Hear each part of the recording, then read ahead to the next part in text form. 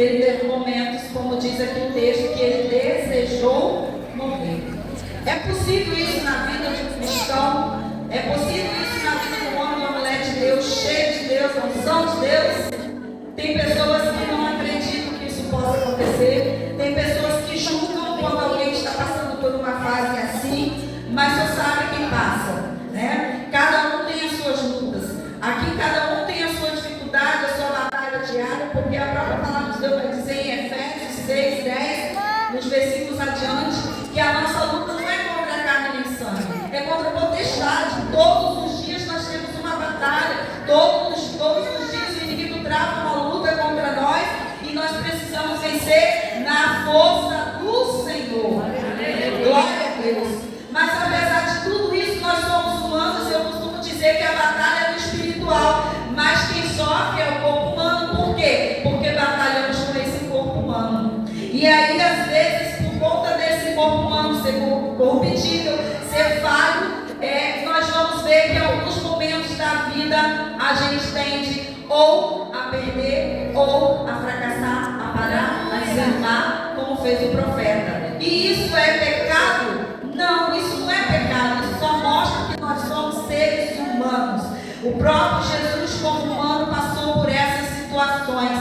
Ele teve medo de morrer, ele teve outras situações que ele precisou fugir também para poder a vida dele ser preservada. Então, como homem, ele também passou por essas situações e nos mostra que, como seres humanos, nós estamos sim, de certa forma, levados a passar por esses tipos de situações. Se vamos vencer ou se não vamos vencer, também depende da nossa atitude, depende da nossa busca diária, como o próprio Jesus, ele sempre estava buscando o Senhor. Por isso ele venceu. Ele foi 100% homem aqui, mas ele venceu a humanidade aqui. Por quê? Porque ele estava em constante oração, em constante comunhão com o Pai. E o Pai todos os dias o fortalecia. E nessa noite Deus quer nos fortalecer. Deus quer nos dar mais uma porção da tua palavra, do teu pão, da tua água, da água do Espírito Santo, porque os dias têm sido maus e a gente precisa sim dessa água, desse pão, para que a gente possa dar continuidade ao propósito que Deus determinou para a nossa vida. Então é isso que fala esse texto. E nós vemos aqui que, assim como o profeta Elias, os profetas eles eram levantados por Deus mediante a uma situação de crise espiritual numa nação, num povo, num grupo. Sempre que o povo de Deus, especificamente o povo de Israel, eles estavam caindo em pecado, em declínio imoral, espiritual e social, Deus sempre levantava alguém para trazer libertação, alguém para trazer exortação, alguém para trazer arrependimento, alguém para trazer o povo de volta a Deus, para que o juízo de Deus não viesse sobre ele. Então o homem de Deus, o profeta de Deus, ele era levantado em tempos de crise, para que fizesse com que o povo voltasse para Deus, arrependesse dos seus maus caminhos, e assim não fossem amaldiçoados por Deus. E aí ele vem trazendo palavras sempre de confronto. Muitas vezes os profetas não são bem vistos, porque nem sempre você vai encontrar na boca de um profeta elogio. Por quê? Porque ele não foi levantado com esse propósito. Embora ele também traga palavra de conforto, de esperança, de consolo, porque também isso é um ofício do profeta. Mas se o povo não estiver andando de acordo com a vontade de Deus, com os princípios de Deus, não espere sair da boca do profeta de Deus palavras que não venham confrontar com a nossa vida errada. O profeta foi levantado para isso. E o profeta que ele tem coragem, ousadia e sabe da sua chamada, ele vai fazer aquilo que Deus o chamou, levantou para fazer. Eu sei que é difícil. E aí nós vemos alguns profetas na palavra de Deus, profeta Isaías, profeta Jeremias, e outros profetas que tiveram medo quando foram chamados, porque não é fácil confrontar o erro do outro, é verdade, né? Não é fácil nem confrontar os nossos. Às vezes a gente não consegue confrontar o nosso, e quando somos confrontados também não aceitamos e não gostamos, que dirá ser levantado para confrontar o pecado de outros. E aqui nós vemos que eles não eram confrontados apenas para confrontar, não era perdão, eles não eram levantados apenas para confrontar pecados de uma pessoa, mas geralmente de um governante, de um rei, porque aquele rei, ele muitas vezes estava levando o povo de Israel para o mau caminho, para a idolatria, afastando o povo de Deus. Então eles precisavam ir diretamente a esses governantes, a esses líderes, muitas vezes também religiosos, para que esses pudessem se arrepender dos seus maus caminhos. E não era fácil a vida de profeta. E aí nós vemos aqui que o profeta Elias, ele teve muito êxito em algumas situações, como operou grandes milagres, né? Através do poder de Deus e da unção de Deus na vida dele. Mas agora ele se depara com Acabe e Jezabel. A Bíblia vai dizer que Acabe era um rei mau, era um rei que ele não obedecia os princípios da palavra de Deus, e por não levar em conta a palavra de Deus, ele fez aliança com uma mulher idólatra de outra nação, fenícia, a qual, através dessa aliança, trouxe vários deuses para Israel e levou o povo ao declínio moral, espiritual e social. E aí agora Deus levanta o profeta Elias e fala: apresenta-te a Acabe. Olha, já pensou? Quantos de nós Deus manda fazer alguma coisa e a gente fala: eu não, Senhor. Eu não, Senhor. Mas logo eu, para fulano, para ciclano, se fosse para a irmãzinha, né, pobrezinha, se fosse para o irmãozinho, porteiro, mas logo eu falar para fulano, para ciclano: Senhor, tem misericórdia de mim. E às vezes a gente não vai, né? E com isso a gente pode impedir o agir de Deus numa nação, num lugar onde precisa da ação de Deus, da mudança de atitude de pessoas, para que Deus realmente venha manifestar o seu poder naquele lugar. Então, Elias, ele se apresenta a Acabe e diz: olha, de acordo com a minha palavra, não vai chover durante 3 anos e meio, e haverá fome, haverá miséria. E Acabe, com certeza, não gostou desta palavra. Por quê? Porque no meio de tantos deuses que eles adoravam, tinha os deuses, né, que eles acreditavam que era da fertilidade, e que eles faziam com que o povo acreditasse também que eram aqueles deuses que estavam trazendo prosperidade e fartura para a nação. Mas aí o profeta Elias, ele vai confrontar diretamente a crença daquele povo, a crença de que havia alguém além de Deus que trazia prosperidade. E muitas vezes Deus faz isso com a gente também. Às vezes a gente se acha muito potente, com forças, e às vezes a gente esquece que é Deus que está na nossa vida. Se não fosse Ele nos fortalecendo, a gente não teria capacidade de nos levantar de manhã, de escovar o nosso dente, nos preparar a sair para as labutas diárias, seja o trabalho, ou levar um filho na escola, ou fazer qualquer outra coisa. A gente não conseguiria, que é muito difícil se levantar. Só Deus para dar graça. Eu já passei por essa experiência. E às vezes a gente tem que fazer uma força extrema para se levantar e seguir. E aí nós vemos aqui que esse profeta, ele então confronta Acabe e diz que então não haveria chuva. E assim aconteceu. E a palavra vai dizer que houve uma seca tão grande, houve uma fome tão grande, uma miséria tão grande, que situações desagradáveis estavam acontecendo naquele lugar por conta do pecado de Acabe e de Jezabel. O pecado, ele sempre vai trazer prejuízos.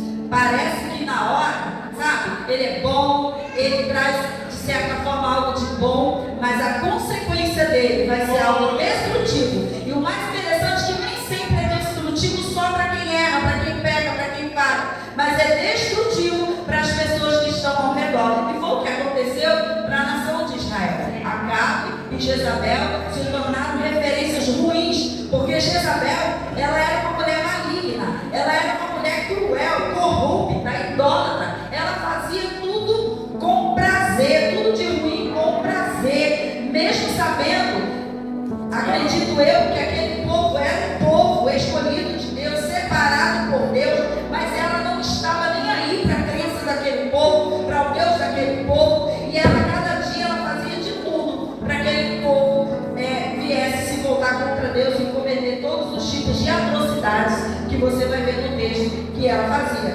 Uma das atrocidades que na verdade culminou com o juízo para a vida dela e para Acabe foi quando ela levantou duas testemunhas falsas contra Nabote. Lembra? Acabe queria vir de Nabote. Acabe ficou triste, se deitou e ficou lá amargurado por conta disso. Quando Jezabel viu aquela situação, ela logo falou: olha, fique tranquilo, porque eu vou dar um jeito nessa situação. E o jeito que ela deu foi o quê? Levantar duas testemunhas falsas que se levantaram no meio, né, do povo de Israel, acusaram Nabote e sua família e ainda fizeram com que todos apedrejassem aquela família. Olhando para esse viés, eu fico assim me perguntando: Senhor, como o Senhor permitiu que Jezabel prevalecesse contra a vida de uma família que temia o Senhor, que servia o Senhor, que estavam justos, eles não eram injustos, eles não estavam errados, eles não haviam cometido tal coisa a qual eles foram acusados. Por quê, Senhor?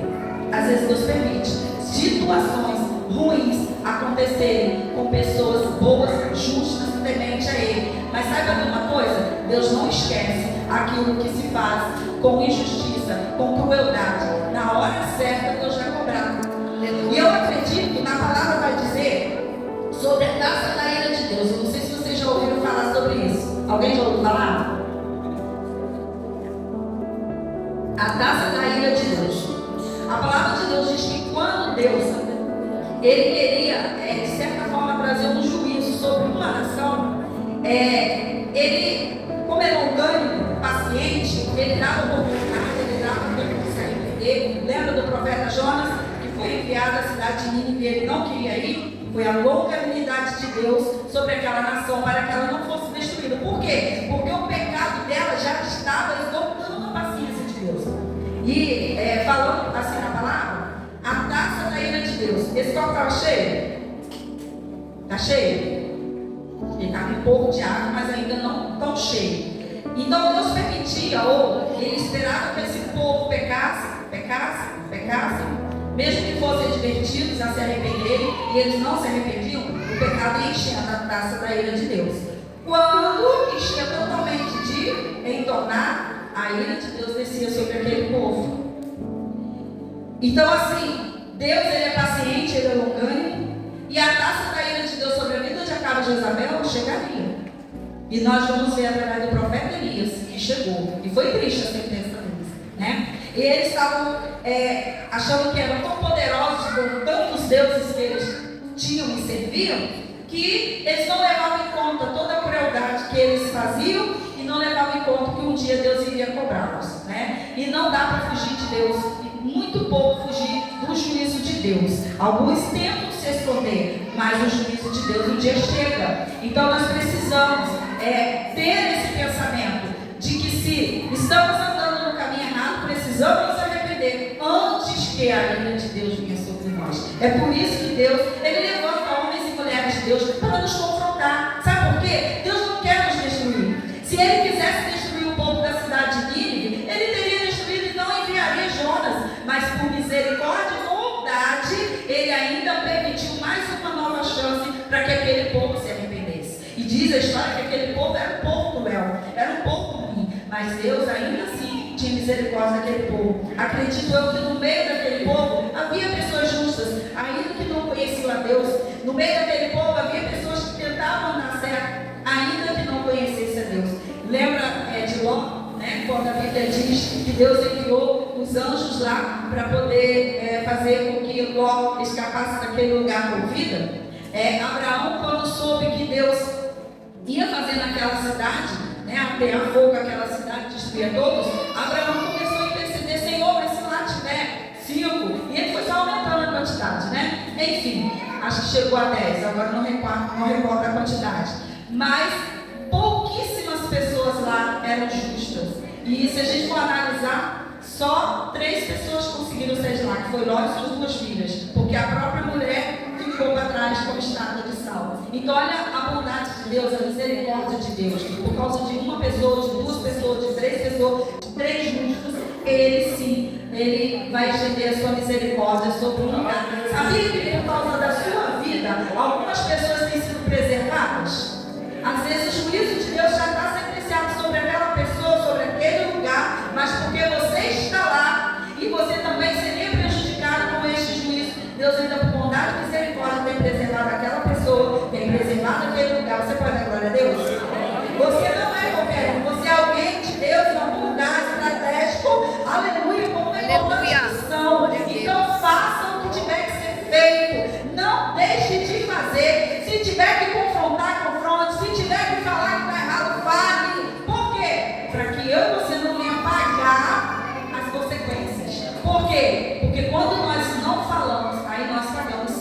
Jonas, ele tentou fugir. E olha que ele colocou em prejuízo o capitão do barco, os tripulantes do barco, aquela embarcação, enfim, ele colocou muitas pessoas em prejuízo por causa da desobediência dele. Então, que nós não sejamos desobedientes e nem tampouco façamos outras pessoas sofrerem por conta da nossa desobediência, da nossa negligência ou da nossa omissão. Porque quando a gente sabe o que fazer e não faz, é omissão. Quando a gente sabe o que fazer e não faz, é negligência. Quando a gente sabe o que tem que fazer e não faz, é desobediência. E Deus está computando. Deus está computando. Então que a gente hoje venha se arrepender de tudo aquilo que o Espírito Santo nos fazer lembrar. Amém? E assim Deus terá misericórdia de nós.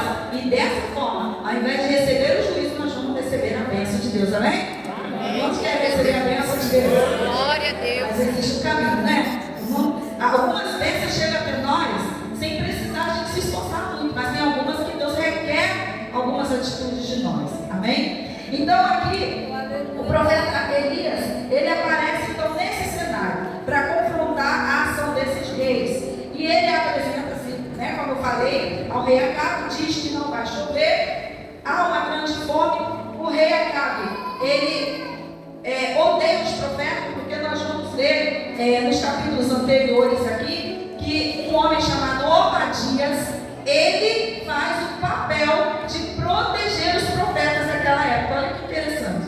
Elias falando que só tinha ele de profeta, mas na verdade os outros estavam escondidos, né? Obadias, ele mesmo vai falar. Quando Elias chega até ele, Obadias, olha, chama o rei, fala com o rei que eu preciso falar com ele. Obadias ficou com medo. Como assim? Eu vou falar para o rei que você está aqui, que quando ele te procurou em todas as nações, ele não te encontrou. Porque Elias, ele foi um homem tão tremendo e usado por Deus, que o próprio Deus transportava ele de um lugar para outro. O próprio Deus escondia ele de um lugar para outro. Ele não precisou que ninguém escondesse ele, mas o próprio Deus o escondia quando precisava. O próprio Deus também enviava, né? O alimento e o suprimento que ele precisava, ou usava alguém para abençoar a vida dele. Olha que coisa interessante. Um homem que viveu totalmente dependente de Deus, e Deus o guardou em todos os momentos. E uma coisa interessante, a palavra que saía da boca dele não caía por terra. Deus fazia prevalecer. Um homem e a mulher de Deus que serve ao Senhor, que tem comunhão com o Senhor, pode ter certeza, a sua palavra tem poder. Então escolha bem suas palavras.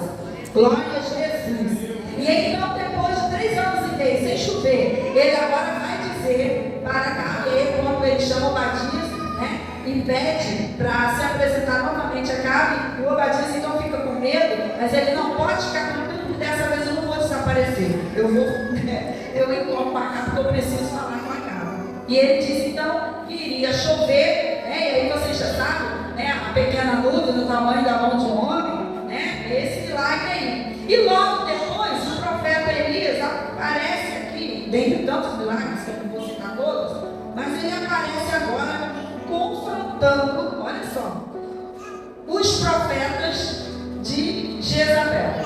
Gente, coisa terrível. Quer mexer com o povo, quer mexer com alguém, confronta o Deus dele. O profeta Elias, ele tinha um propósito em tudo isso. Acredito eu que ele não fez isso por acaso, apenas para brincar de ser profeta.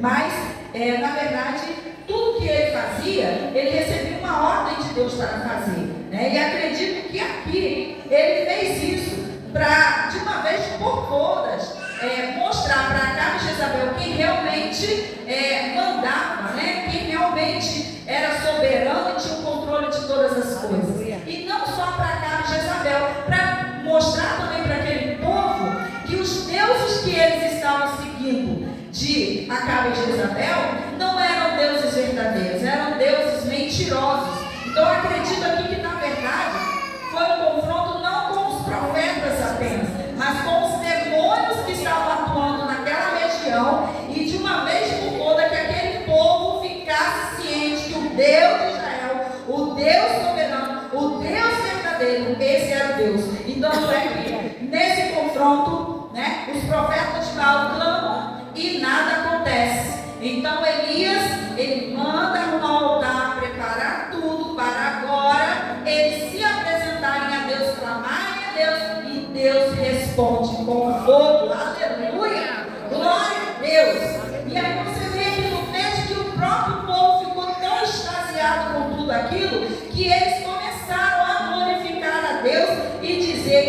só o Senhor é Deus. Aleluia, glória a Jesus. Deus é tremendo, glória a Deus. E então, acredito eu que naquela situação, o profeta, acredito eu, que quando ele profetiza algo e aquilo se cumpre, ele não fica feliz. Principalmente porque Deus usou e aquilo foi concretizado, aquilo se cumpriu, né? De certa forma, acaba ganhando prestígio perante as pessoas, porque as pessoas passam a dar credibilidade naquilo que a pessoa fala, né? Se um profeta fala, né, e não acontece, as pessoas logo dizem, não foi de Deus, o profeta é mentiroso. Mas eu acredito aqui que o profeta ele deve ter ficado contente, porque de uma vez por toda, pode comprovar diante daquele povo que o Deus verdadeiro de Israel era o Deus soberano.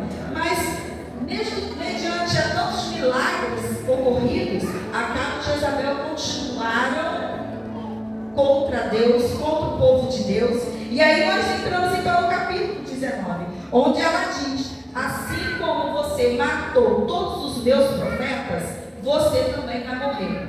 E o que me chama a atenção aqui é porque esse homem temeu essa palavra dessa mulher. Porque em todos os momentos da trajetória da vida dele, Deus o escondeu, Deus o livrou. E por que agora ele teve medo? Aí vai mostrar que mesmo o homem cheio de Deus, mesmo o homem cheio da unção, da graça de Deus, com tantos prodígios e milagres realizados na vida dele e através dele, ainda assim teremos momentos, né, que a nossa humanidade vai falar mais alto.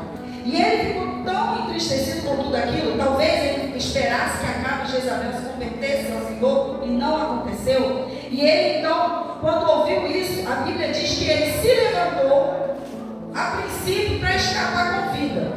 O objetivo era para escapar com vida, mas Deus sempre o livrou de todas. Mas agora ele fugiu para escapar com vida. E ali diz que ele deixou o moço de lado e foi para o deserto. Aí nós vamos ver que tem situações na nossa vida que não é Deus que nos coloca, mas somos nós que vamos. Tem alguns desertos que atravessamos que nós mesmos fomos com os nossos próprios pés. E nós vamos ver isso aqui, né, na vida de Elias. E aqui ele vai dizer assim, o texto vai dizer que ele se assentou. Então ele deixou o lugar onde estava, foi para o deserto, se assentou e ali pediu para morrer. Agora pensa, irmãos, o que ele estava sentindo para ele desejar a morte? Se ele já tinha visto tantos milagres operados por Deus, por que naquele momento Elias, ele teve esse sentimento ou desejou a morte? Talvez estava cansado. Porque, irmãos, quem vive de batalha espiritual, chega um momento que se cansa, chega um momento que parece que a gente não vai suportar mais, ou até mesmo a fé fica abalada. E é nesses momentos que mais do que nunca a gente precisa se apegar com Deus. Não deixar o desânimo tomar conta da gente de uma maneira que a gente fique totalmente paralisado. Eu até coloquei aqui um tema assim: o que pode nos fazer parar? Ou o que pode paralisar a nossa fé?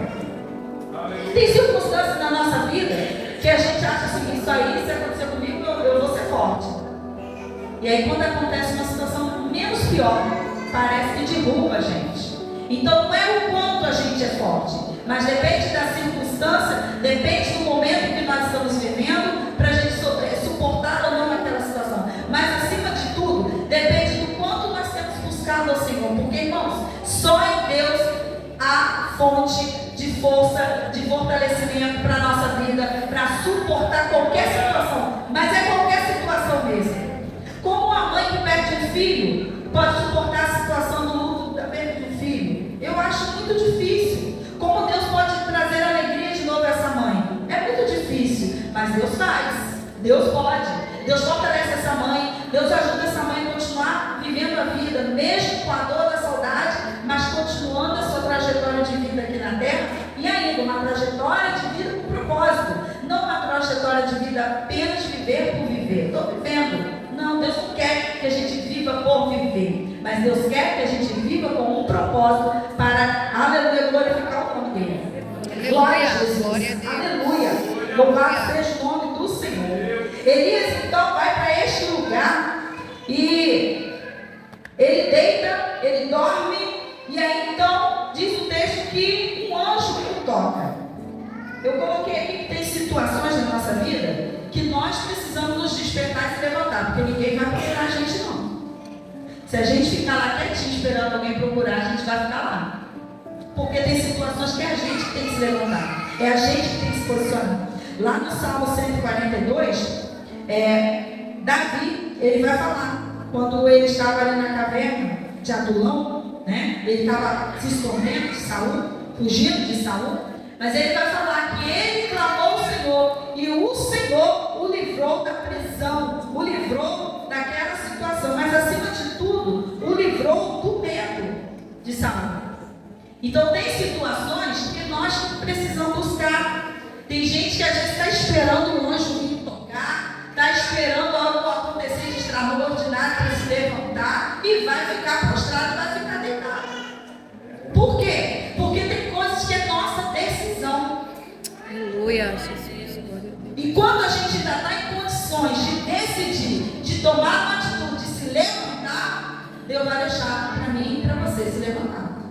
Agora, quando houver uma circunstância, acredito eu que foi nesse caso de Elias, ele devia estar profundamente desgastado, fisicamente sim, mas também espiritualmente, mentalmente, porque, irmãos, convenhamos, combater 850 profetas, não é 850 profetas apenas, imaginem quantos demônios não foram. Então, acredito que o desgaste emocional, espiritual, foi terrível na vida dele. E nesse momento, quando a gente está nessa situação, numa exaustão muito grande, geralmente os nossos olhos acho que ficam em dificuldade para enxergar uma saída, enxergar uma solução. Muitas vezes a gente não tem força nem para buscar um sustento, um alimento, uma força, não é verdade? Então, Elias foi para um lugar tentando se esconder, tentando ficar só, mas o mais interessante é que Deus, ele não tem ninguém por descartável. Nós, muitas vezes, descartamos alguém. Nós deixamos para lá, deixa lá, quer ficar assim, deixa. A gente não procura, a gente não ajuda, mas Deus não. Aleluia, você pode falar, Deus. Deus não desiste de nós, Deus não nos usa e depois nos descarta. Não, Deus não faz isso. Aleluia. Principalmente o servo fiel, que tem a Ele, que busca obedecer a Ele, fazer no momento da situação mais difícil, Deus há de enviar o seu anjo, ou Ele próprio há de nos assistir nas nossas adversidades, dificuldades.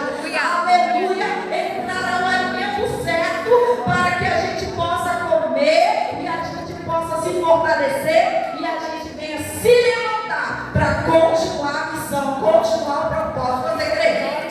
Eu não sei como você está aqui nessa noite. Eu não sei se o desânimo tem tomado conta, se alguma decepção, alguma palavra contrária, alguma situação tem feito você parar. Só que saiba de uma coisa: Deus não quer você parado, Deus não quer você estacionado. Tem gente que fala: eu sou só membro de banco. Você é membro de banco se você quiser. Tem muita alma aí na rua precisando ouvir a palavra de Deus. Tem muita gente lá no HPR, nos hospitais, nas clínicas, esperando uma visita. E aí você não vamos. Tem muita gente na cadeia precisando de uma visita. Tem muitos órfãos aqui em Macaé precisando de uma visita. Precisando de alguém que chegue lá com um presente, com um carinho. Lá no asilo. Tem muito serviço. Mas a gente está preocupado só com a cadeira da igreja. E Deus não quer que a gente fique preocupado com cadeira de igreja. Sabe por quê? No dia que Ele voltar, Ele vai levar a gente, não vai levar a cadeira, não vai levar o templo. E as obras que a gente tem feito para Ele, a Bíblia diz que vai nos acompanhar para que a gente possa receber o galardão de Deus. Então Deus não quer que fiquemos parados, paralisados, estacionados. E como Ele não quer isso, para quem está deitado, como nós ouvimos muito lá no final de semana, a palavra desperta do que dormes, né? A palavra vem nos confrontar, desperta. Deus quer que nos despertemos. Chega de ficar nesse lugar da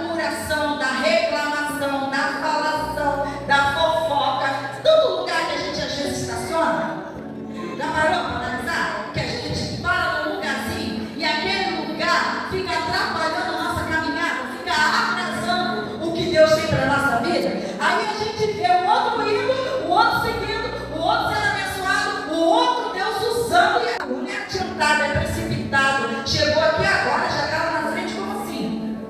Porque eu parei no meio do caminho com coisinhas que não era nada. Então vamos acordar de fato, vamos parar de ficar parados aonde Deus não quer que a gente fique parado.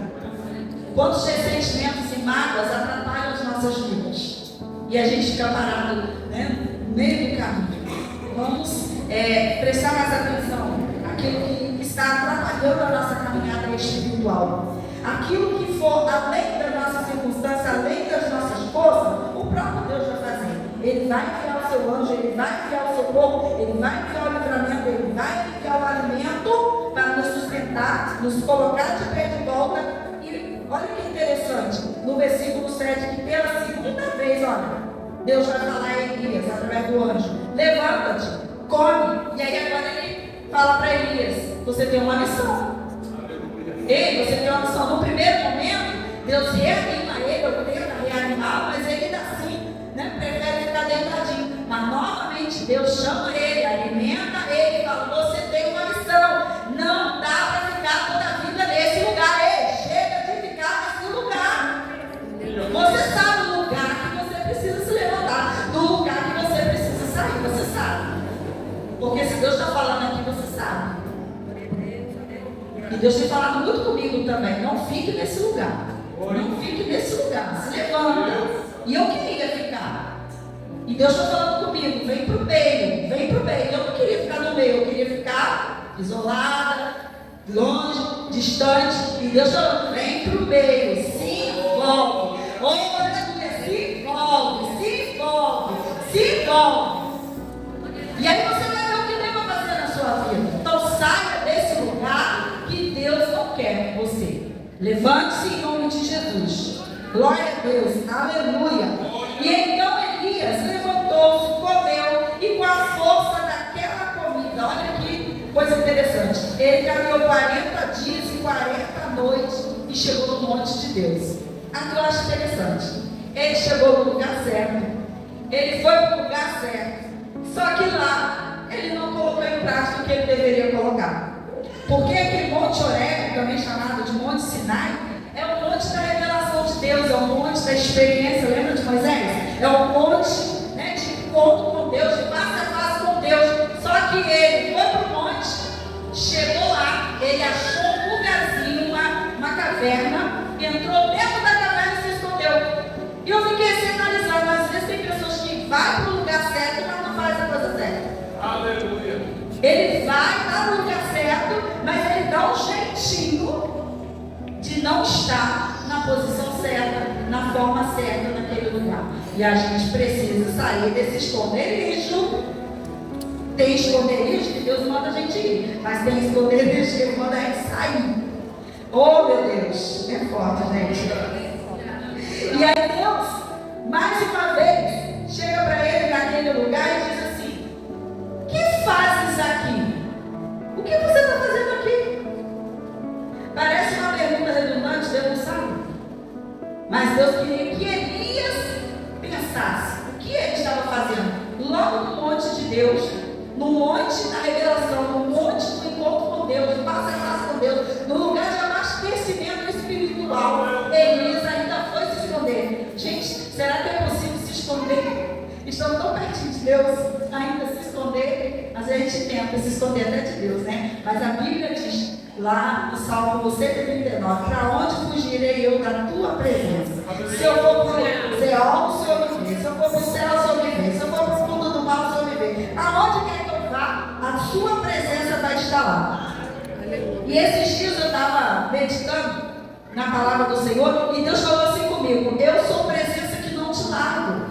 Eu sou presença que não te deixo. Aonde você foi, eu estou juntinho com você. Talvez Elias, como ele mesmo falou, só sobrou eu, só ficou eu. Ele estava se sentindo tão sozinho que eu acredito que ele estava se sentindo sozinho até do próprio Deus, achando que Deus estava distante dele. Como Deus, né, me deixou passar por essa situação de Jezabel me ameaçar. Às vezes a gente não faz esse questionamento com Deus: Senhor, por que o Senhor permitiu isso na minha vida? Senhor, mas o Senhor não poderia ter feito um milagre? O Senhor não poderia ter feito isso? Deus poderia e pode. Mas e se Ele não resolveu fazer? A gente vai fazer o quê? Jó falou, Deus me deu, Deus, como? Bendito seja o nome do Senhor. Ele foi questionado. Você vai continuar aí adorando esse Deus? Amaldiçoa esse Deus e morre. Mulher, você está louca? Como eu vou amaldiçoar um Deus Todo-Poderoso que me deu todas as coisas? Ele me deu, Ele tomou, bendito seja o nome dele. Mas às vezes a gente fica, né? Questionando a Deus, reclamando, murmurando. E quem murmura nunca sai do lugar. Lembra do povo de Israel? 40 anos no deserto? Por causa da murmuração. Ficou rodando em círculo. Quem murmura assim, vai ficar rodando em círculo. Quem fica tentando entender as coisas de Deus, vai ficar rodando em círculo. Não vai sair do lugar. Não fica tentando entender, não. Sabe? Tem hora que é melhor obedecer, esperar, confiar no Senhor somente. E Ele, à medida que a gente vai caminhando, porque aconteceu isso na vida de Elias, Ele vai revelando os propósitos dele na nossa vida. Elias, ó, levanta, come, anda, vai. E Deus vai revelando para ele os propósitos. Mas quem está parado, nem sempre Deus vai te revelar o propósito você parado, não. Talvez você está aí questionando, eu não sei para que Deus me criou, para que Deus fez eu nascer, para isso, para aquilo, não sei qual é o meu propósito. Tem muita gente que fala isso. É porque está parado. Levanta e anda, vai fazer alguma coisa que você vai descobrir o seu propósito no meio da caminhada. Glória a Deus, aleluia. Sai para fora e ponte neste monte, perante a face do Senhor. O Senhor passava por ali e apresentou-se a ele com uma voz mansa, suave e delicada. Nessa parte que me chama a atenção, que diz o texto, que passou o vento, Deus não estava no vento. Passou o fogo, também não. Terremoto, e Deus não estava. Uma dessas três coisas. Crente, às vezes que é muito, gosta de movimento, talvez já estaria pulando nesse momento aqui. Um momento do movimento, né, não? Do fogo, do barulho. Mas é interessante que enquanto estava toda essa situação acontecendo, ele estava quietinho. Mas quando ele ouviu, o sussurrar da voz de Deus, aquela voz silenciosa, mansa, delicada, ele saiu para fora de imediato. Diz o texto, lá no versículo 13: e sucedeu que, ouvindo a Elias, saiu, ele colocou uma capa em seu rosto como sinal de reverência, saiu para fora, pôs-se à entrada da caverna e ouviu a voz do Senhor: que fazes aqui, Elias? Pela segunda vez. Que insistência de Deus. Quem somos nós para Deus insistir tanto por nós? Aleluia. Quem somos? Quando analisamos nós mesmos, nós vamos olhar assim e falar: eu não mereço. Eu não mereço. Mas o Senhor insiste, porque Ele te ama, porque Ele tem um propósito na sua vida e Ele quer fazer você cumprir tudo aquilo que Ele determinou. Elias, ele ficou parado numa desculpa. Eu tenho sido extremamente zeloso ao Deus dos exércitos, e os filhos de Israel deixaram o seu conselho, derribaram os altares, mataram os profetas da espada, só fiquei eu e busco a minha vida para me tirar. Ele ficou muito com essa desculpa. E às vezes acontece isso na nossa vida. A gente quer justificar porque a gente está parado.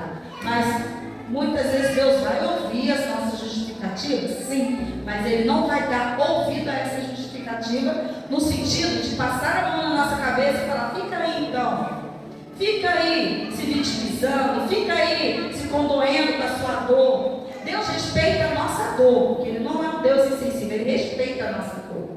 Aleluia. Ele traz o bálsamo para a nossa dor, Ele traz alívio para a nossa dor, e a gente tem que expor sim para Deus as nossas dores, aquilo que está nos incomodando. Sim, Deus se importa com isso, só que não dá para ficar toda a vida. Deus já passou o óleo dele, o azeite dele já cicatrizou, e a gente fica tentando abrir de novo a ferida. Oh meu Deus do céu, até quando a gente vai ficar aí abrindo ferida, chorando a ferida, se Deus já curou a gente? Meu Deus do céu, a gente precisa sair desse lugar de vitimismo, de coitadinho e disso e daquilo. A gente precisa sair desse lugar, porque se a gente não sair daí, o inimigo é que se aproveita dessa situação. Você é coitadinho mesmo, você é fraco mesmo, não vai não. Ó, ainda começa até a falar mal de Deus e você cai na conversa fiada dele, e aí você fica irritado, e aí atrasando o propósito de Deus na sua vida. Sai desse lugar, porque Deus quer realizar grandes coisas através da sua vida. Então sai desse lugar de comodismo, sai desse lugar de coitadinho, de vítima. Sai. Você não é vítima. Você é filho de Deus, você é filha de Deus. Você é alguém escolhido por Deus para fazer uma grande obra. Você crê nisso? Você crê nisso? Então, em nome de Jesus, se posicione. Por isso que eu falo, tem situações que eu preciso levantar. Não dá para esperar ninguém vir me buscar. Eu vou ficar caída se eu não me levantar. Se eu não buscar ao Senhor força para me levantar. Mas quando eu não conseguir, é Ele que vai fazer questão de chegar até mim. E quantas vezes Ele chega até mim, até você, através do sorriso de uma criança, de uma palavra de alguém, de um louvor, de uma oração, de um ato de alguém que chega até você e mostra: olha, eu estou aqui, eu estou cuidando de você, eu estou zelando de você. Aleluia. Você pode dar glória a Deus? Aleluia, glória a Deus. Ele ouviu a voz do Senhor, ele saiu com reverência. Aleluia. E ainda que ele colocou as suas justificativas, mas o Senhor agora fala para ele: olha, para o deserto foi você que veio, fui eu que te mandei. Das outras vezes eu ordenei que você fosse para tais lugares, se você foi e obedeceu, ok. Mas olha no versículo 15: vai, volta pelo teu caminho. O caminho traçado para o deserto foi você que traçou. Volta. Olha que coisa. Às vezes o crente fica tentando, né, desviar dos caminhos do Senhor, no sentido de não obedecer aquilo que Ele ordena. Só que Ele vai fazer o caminho ficar mais longo, certo? Se Ele já não tinha força para percorrer aquele caminho, Ele vai precisar de força, né? Claro, glória a Deus, misericórdia de Deus é tão bom, que Ele agora recebe força para voltar pelo mesmo caminho que Ele fez. É um trabalho todo, né? De ir e voltar. Mas Deus é muito bom, olha a misericórdia de Deus, olha a bondade de Deus. E aí Deus vai determinar para ele uma missão, vai revelar para ele mais um pouco sobre a missão. Volta ao caminho, teu caminho, para o deserto de Damasco. Aí agora, olha que interessante. Volta no teu caminho, que até então ele estava indo. Mas agora Deus diz assim: vem, ou seja, vem me seguindo para o propósito que eu tenho ainda na sua vida. E aí Deus chama: vem, unge Azael como rei, unge a Jeú como rei, e unge também a Eliseu para ser profeta no seu lugar. Eu acho que a parte mais difícil é a gente passar aquilo que a gente faz para outros. Nem sempre a gente quer abrir mão daquilo que a gente faz para outro fazer. Na igreja acontece muito isso. Infelizmente acontece. Termina o tempo de Deus na nossa vida, naquela função, naquela ocupação, e às vezes a gente não quer passar para o outro. E isso também faz com que a obra de Deus fique impedida, faz com que a obra de Deus tenha prejuízo. Então a gente precisa estar atento a isso. Deus fala com Elias que ele deveria ungir agora um outro profeta, para que quando ele fosse levado, alguém ficasse no lugar dele e desse continuidade ao legado e ao ofício de profeta. Será que nós estamos preparados para isso?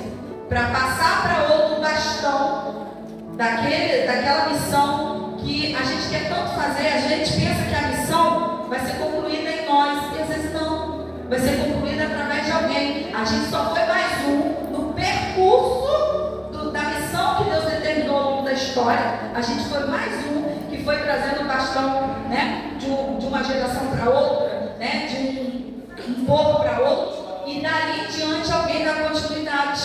Mas a gente fica frustrado porque a gente acha que é a gente que vai ter que levar, aquela missão até o fim. E às vezes Deus quer que passe adiante. Moisés, a Bíblia diz que Deus falou para ele assim: Moisés, olha a terra, avista a terra. Você vai avistar, mas você não vai entrar lá. E depois Deus dá uma ordem a Moisés: sobe para o monte e morre. Moisés obedeceu. E o povo ficou procurando o corpo de Israel, o corpo de Moisés, durante 30 dias. E não acharam. Isso por insistência deles, porque Josué já havia falado que não era para procurar, mas eles insistiram. E agora? Deus já havia preparado o sucessor